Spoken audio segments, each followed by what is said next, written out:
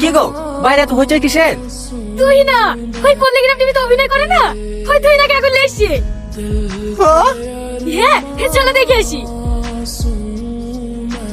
দিদি আমি আপনার অনেক বড় ফ্যান দিদি। আমাদের কি আরে আছে এই সব বলতো লোক কোন থেকে আসছে? এই টুটুল দেখাতে পাচ্ছি না।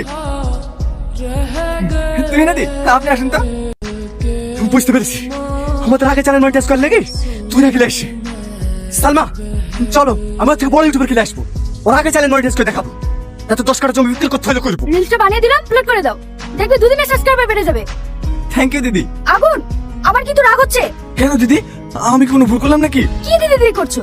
আমরা তখন ফ্রেন্ড তাই না? নাম ধরে ডাকো। ও ঠিক আছে, আমাদের ভোলাতে দোকানের মিষ্টি খুব টেস্টি। তাই দিচ্ছ, খাইয়ে দাও। সত্যি অনেক টেস্টি। কি গো তুমি দেখা আছো কেন? নবদ্বীপ থেকে যে দই ফাটেলে আসলাম, ফ্রিজে ভরা আছে, যাও লাসো। দাও তোমার মোবাইলটা দাও। হ্যাঁ আমার পার্সোনাল নাম্বার সেভ করে দিলাম, রাতে কল করবে। ঠিক আছে। নবদ্বীপের দই একটু দিই। না না আমি আর খেতে পারবো না। আমার জন্য এক চামচ। আচ্ছা ঠিক আছে।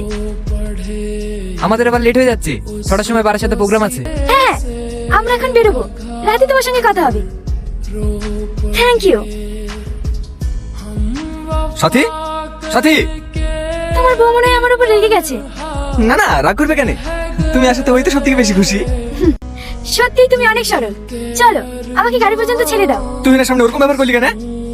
ও ওরকম ব্যাপার করেছি বলে তোমার কষ্ট হয়েছে?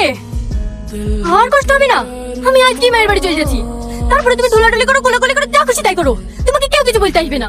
কি বলতে বলছো?